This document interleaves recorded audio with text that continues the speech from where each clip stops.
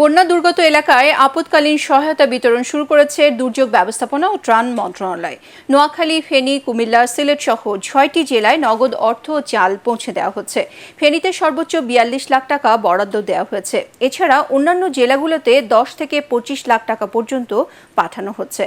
ক্ষতিগ্রস্তদের সহায়তায় জেলাভিত্তিক 1600 থেকে 2100 মেট্রিক টন চাল দেওয়া হবে বলে জানিয়েছেন মন্ত্রণালয়ের সচিব মোহাম্মদ কামরুল হাসান।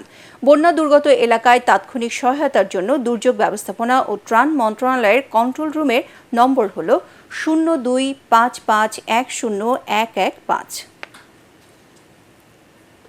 কৃষিদেরকে বলেছি ইউনিটের মাধ্যমে রান্না করা খাবার যেখানে রান্না করা যাচ্ছে না বানানোর জন্য খিচুড়ি বিশেষ করে যেখানে মানে করে, তারপর ড্রাই কেক, তারপরে পানি, এইগুলো আমি সকালেও কথা বলেছি ডিজিদের সাথে, নিজেই এগুলো পাঠিয়ে দেওয়ার জন্য বলা হয়েছে। তারা এগুলো সরবরাহ করছে। আর্মি আছে, নেভি আছে, কোস্টগার্ড আছে, তার যে বাসস্থান আছে এটা ত্যাগ করতে চায় না। বাট আমাদের বন্যা আশ্রয় কেন্দ্র আছে, আমরা আশ্রয় কেন্দ্র গুলো খুলেছি। এখানে আসার জন্য তাদেরকে আমরা খুব করে চেষ্টা করতেছি। অনেকেই আসতে চায় না। তারপরে যখন মানে বিপদে খুব হয়ে যায় তখন আমাদের জন্য কষ্টকর হয় তাদের উদ্ধারে।